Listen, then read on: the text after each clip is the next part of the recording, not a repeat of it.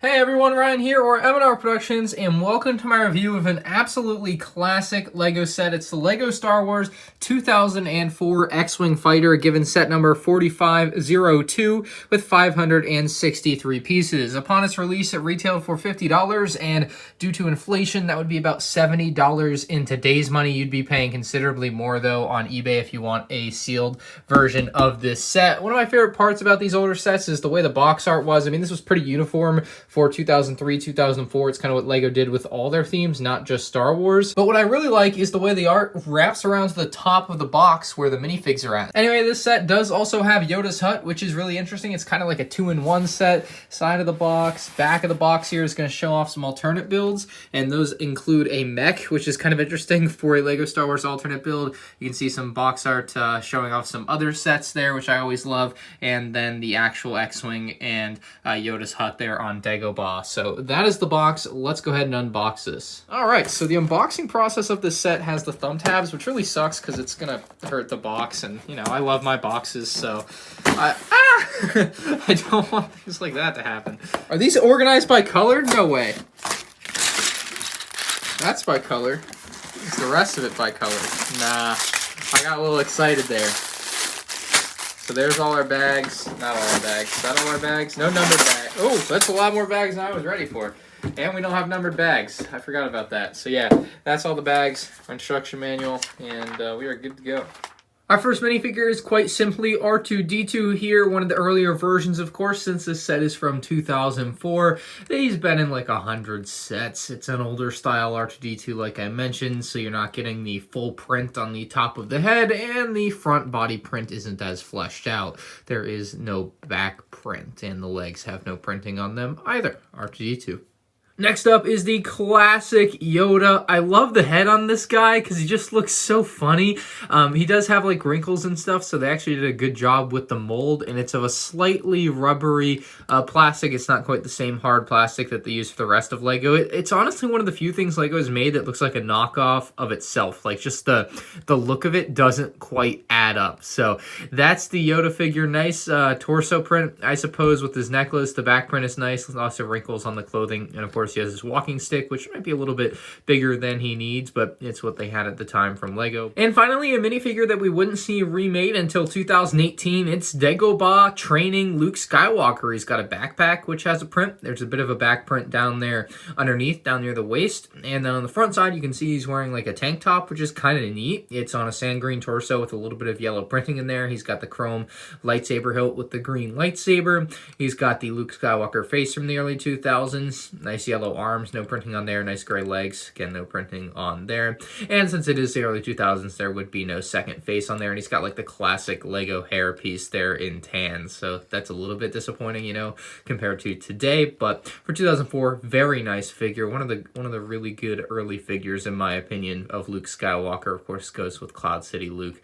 It's one of the good ones. Here's the hut that they provide for Yoda in this set. And there has been a new one since then in 2018. Like I said, that's the only time they did reproduce or make a new version of that Luke Skywalker minifigure, but for a long time this was the only version of Yoda's hut that we had, and it's actually quite nice. This is my first experience with it. I had never had it until I opened this set about a week ago, but the print on the top with like the roots is really neat. Like it's a really unique thing that LEGO hasn't really done elsewhere, so I thought that was pretty neat. I definitely think that adds a lot to this set, a lot of flavor. Although oddly enough, I think it would have been fine with just a plain brown piece on top and save the money on the print. I don't know, that's one of the few times I feel like I've ever said that, but I do feel that way. There's some nice foliage jutting out of the hut as well to kind of make it feel like you're in the swamp, which is really nice. They did a great job of adding in that vibe to this hut. The coloring is a bit weird. I mean, the green and the tan and the brown are all just like the regular colors from LEGO. They don't mix in like any of the off colors of that, which is something you see on the newer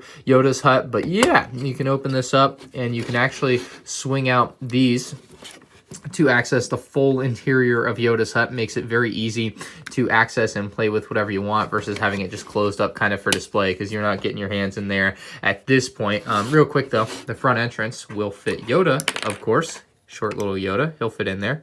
But obviously, Luke Skywalker would have to bend down to get inside. So very size accurate to what you see in episode 5 entrance-wise. Little windows there to see inside the hut. And again, with this open, you have a little barrel for trash. You have a table with like a coffee cup. And then you actually have over here a little stove top. You can tell because it's on fire essentially. And then you have a little pan with some type of food inside of it. And then finally Yoda's bed over here on the left. His oh, I didn't think of it that way. It's literally his deathbed. Yeah, Lego put that in a set, huh?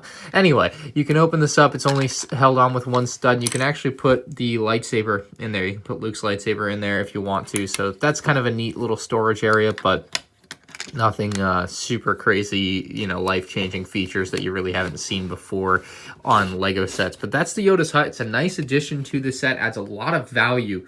And onto the X-Wing we go. This X-Wing is different than any other X-Wing Lego has ever released for the fact that it has the foliage hanging off the wings and the front of the ship. That's just something they haven't done before and haven't done since, so that is kind of neat. It's only a small detail. It's something you can actually take off very easily if you want and make it look just like a regular X-Wing. But it is nice to have that very simple option, but the foliage looks nice enough, I suppose. This is actually very similar to the 2006 X-Wing if you remove the foliage, so that is something that kind of surprised me upon the completion of this model. I didn't think they were that similar, but they are very, very similar.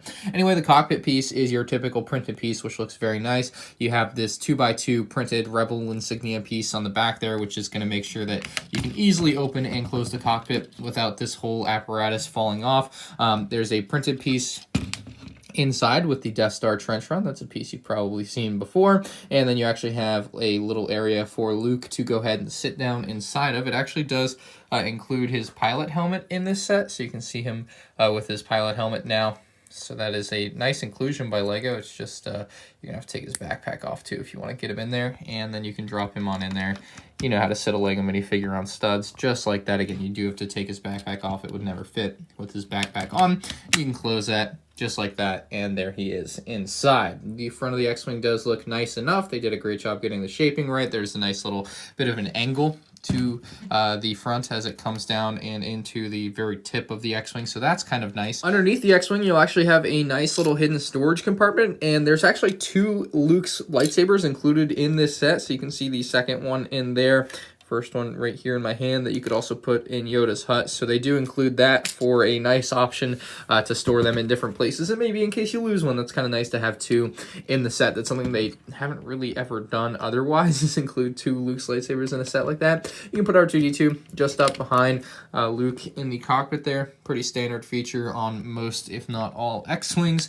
Moving on back, you have another one of those printed pieces. You can actually open this up, although it's not really supposed to open up, but it does kind of reveal the gearbox and show you a little bit of what's going on inside. This is really just to cover up this backside, though, and finish off the shaping as nice as they can. They use rubber bands to keep the wings from flopping all over the place, which is a nice feature. You know, you don't want that to be happening. The engines look solid enough for 2004. I mean, this isn't anything that's incredibly detailed in my opinion, but again, just passable would be the best word for it. Now, if you want to open the S-foils into attack position, you can go ahead and start spinning this knob on the bottom of the back of the X-Wing, and they will slowly but surely open right on up, and you will be ready to go, which is really neat. And then they'll reach their peak and start heading back if you keep going. But there you go.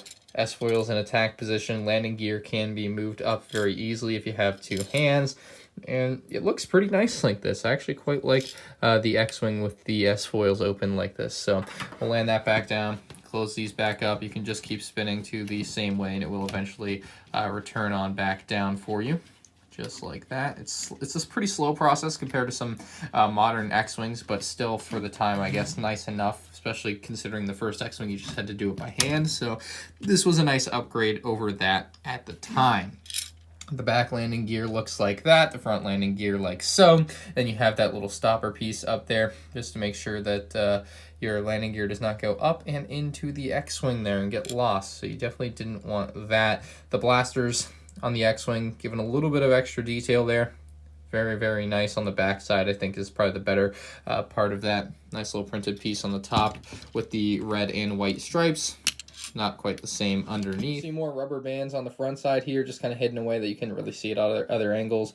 And then you actually have the little lights there on this X-Wing, which is kind of neat, just hanging off. But there are some cons to this set with stuff like these lights and these pieces here.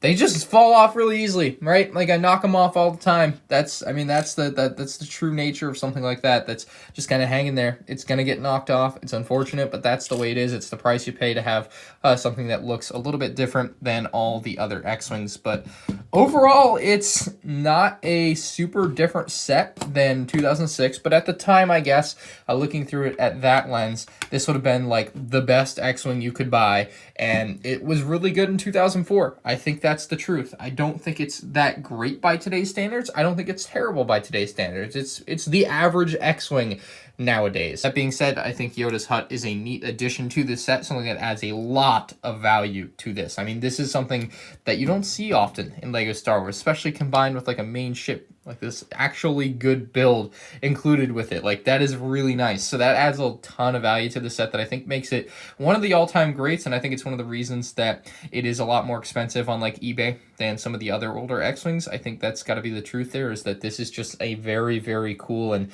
unique X-Wing for the fact that it has the Yoda's hut and the Dagobah Luke Skywalker minifigure that just aren't seen much elsewhere. I'm going to give the X-Wing with Yoda's hut an 8.5 out of 10. I think for the time, this was great. I really do. And still, having the Yoda's hut is really nice. It's something cool to always look back on. It's the only ever Dagobah X-Wing. I mean, the other X-Wings, right, could be Dagobah X-Wings, but this one is the one that actually has the foliage on it. So that is really, really neat. It doesn't really have any actual features like flick-fire missiles or stud shooters or anything to like play with, which is unfortunate, I guess, if you're trying to buy this for a kid. But for like adult collectors like myself, this is great. Like, it looks wonderful. So 8.5 out of 10. Leave a like if you guys enjoyed the video. Subscribe to the channel if you're new here. Leave me any of your thoughts down in the comments section below, and I'll see you guys in the next one. Peace out.